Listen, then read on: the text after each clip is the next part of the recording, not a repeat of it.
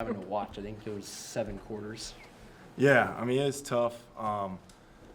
When I first got hurt, the biggest thing that went through my mind was, I could either be a really bad teammate by woe is me, and I'm going to be hurt. I'm going to put my head down and look for pity, which I think would be a terrible representation of myself and, I think what I've grown to mean to this team. So, being as positive as can be, helping other people. Isaiah, Rowe, KT, Jeff, everybody, that was getting thrown in to different spots. I think I was able to kind of help them, by not, being that guy where it's like a selfish thing if I were to just sit there and sit on the bench with a towel over my head just because, I can't finish a game.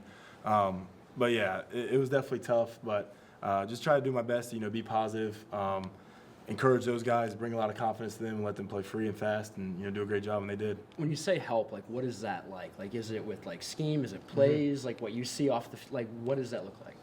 There's a lot to it. Our scheme is pretty hectic. I think I take care of a lot of things with the checks and stuff. Then you pass that down to Isaiah, who did a phenomenal job.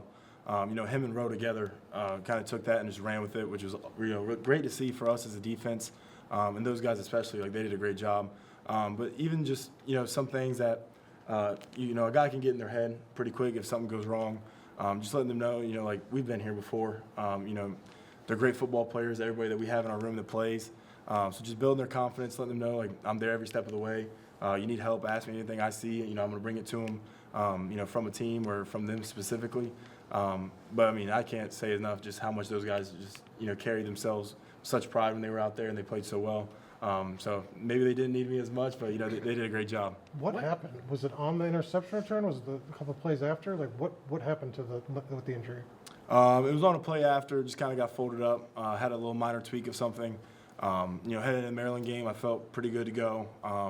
Talked to Coach Sig and, the trainers, and we decided, just kind of wasn't, worth the risk. I just don't think I was really ready to go in that moment. But, everything's all good now, so, we're trending upwards. What makes Elijah's taking a big step up? What's been the cause of that? What is he doing so much better now? Yeah, I think mentally he's gotten out of his own head and he's playing confident and he's playing fast. Rowe came in as a young guy trying to digest an entire scheme that, for me, it took a whole year and a half to kind of get under, my wing. So seeing how fast that he's been able to do it, especially last year, and how much, he was able to play, be productive. This year he's taken it and ran with it. He's playing confident, he's playing fast, and he's just very familiar with everything. I think he's getting comfortable in the scheme and his position now. Kurt said he was going to lean on you guys, JMU guys, when you guys got here, that you were going to set the standard.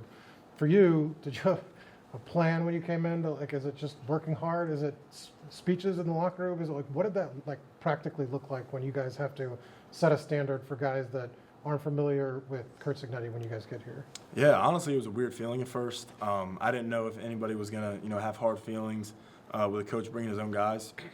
So when we got here, the first thing I wanted to do was, get away from football, get with people outside of the facility to let them know, you're trying to build new relationships. You're not coming in as, I'm a competitor, I'm going to take your spot, and we're just going to be work buddies or whatever. So I'm letting everybody know you're trying to build those relationships. You're there to help people. So it is kind of a thing where I think you got to, check your ego at the door. You don't want anybody coming in and thinking this guy's here thinking, I'm going to show you how to do it my way and, all these things. So, the coaches did a great job with it. I think the JMU guys did a good job, leaving the ego at the door, being someone to kind of look to and lean on, not so much somebody that's I'm the teacher, kind of doing, what coaches do instead. But I think the best thing that we did was just, getting together outside of football, building relationships, friendships that, I think at this point will last forever. But, instead of just being teammates, we took it off the field. We're able to kind of build bonds and relationships that way instead. And at what point did you feel like IU was your team? Was it before fall started that first year, or was it after spring? At what point did you feel like I'm comfortable now?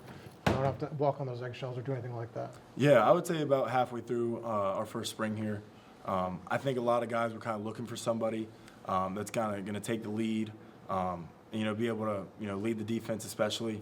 And I think we had a lot of new faces, transfers, and, building the continuity was, rough at first. But we were able to kind of find common things together, see things the same way. I think that's when we took a big step. So pretty much halfway through spring, I think everybody kind of, gravitated towards, each other a little bit, and it was, kind of smooth sailing since then. When you look Indiana's back, now. oh, sorry, go ahead. We know yet, but when you look back on this season, what do you think you're going to believe was the secret sauce? Consistency and growth. I think I saw a quote from, I think it was Nick Saban today. It's not about, beating the opponent every single day. It's about being the best version of yourself and constantly growing. Because I think if you do that, you'll be undefeated in anything you do. So I just think that's going to be the biggest thing that I'll take away from this was I was never always preparing to, beat the opponent on a Saturday, even though I do put in a lot of hours for that. But from Monday through Friday, before getting to Saturday, how can I be the best version of myself in my preparation and the little things that I do specifically on and off the field. I think that's what's going to stand out to me the most, more than just X's and O's every Saturday. Indiana's 10-0, back-to-back season. This is historical stuff. I know you guys are in the season. But what's it been like to be, a key part of the fact that this is the best 2 years that Indiana's ever seen in football? Yeah, I kind of have to check my mom on this sometimes. She'll kind of be like, you guys had such a good game. Like, you had such a good game. And sometimes I'll text her, like, the next opponent's name. And I'm like, let's not talk about this right now. The bye week, maybe we'll talk about it a little bit. But it's definitely special. Me personally, I don't like to look at it right now. Sure. I think it'll definitely be something I look back on, especially when the season ends. And I'm no longer, a player here. It'll be emotional, but I think I'll be extremely proud of what we were able to do. But I think the biggest thing for me is seeing two different teams with so many different players that have gelled together with the continuity and the love that we have as a team now. It's just been special, and I think that's why we've been so successful. It's just the buy-in that we have. Everybody wants to be the best, at their position, in the country.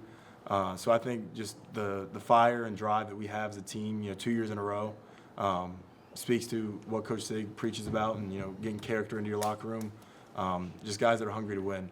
And I think that'll define, these past 2 years for sure. And to kind of follow up on that, what have you seen from the fan base overall, the city, the students, just as much as the enthusiasm has really mushroomed? Yeah, complete turnaround.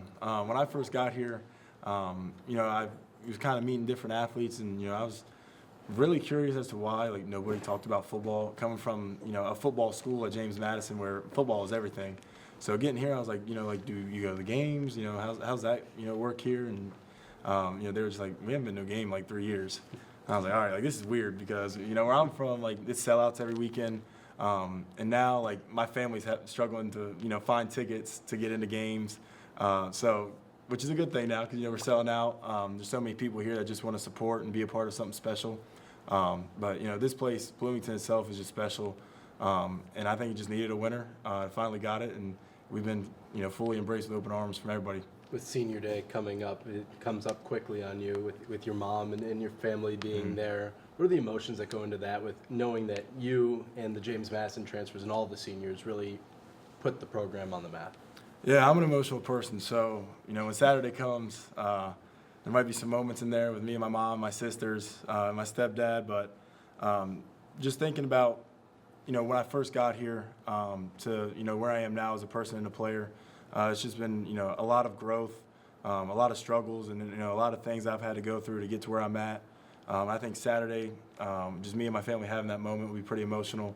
But, I just can't talk highly enough of Bloomington and, this program, this place that, has really allowed me to blossom as a person and a player. So, I love this place. It's going to be emotional, but we should give them one last, special show before we, have a good send-off. We'll take two more. Coach Ignetti was a little emotional with his TV interview after the game. I guess, how did he kind of show that to you guys, or did he, what was he kind of like? Yeah, in the locker room after, he called it one of the most improbable wins he's ever been a part of in his coaching career. And at times it did feel improbable. It felt like we just kept shooting ourselves in the foot. But Coach Sig, being from Pennsylvania, I know that meant a lot to him. His family's from there, and obviously it's a school that, pretty much represents Pennsylvania as a whole. I think he was extremely proud of, not only his team, but honestly of himself. The amount of preparation and hours he puts in is unreal. That's why, everything that is coming his way he deserves. He's a phenomenal football coach and a phenomenal person. So to see him emotional in those moments is really special to all of us.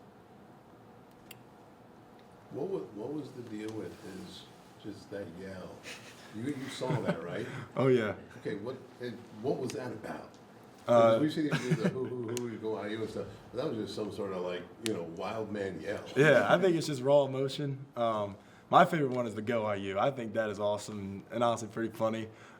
We have some old teammates from James Madison that'll come up on the weekends for some games, and they just say it over and over, and it's just Go IU like all the time. So he has his little sound clips and bites that everybody enjoys, but that one might be number one now with just raw emotion, just screaming at the end.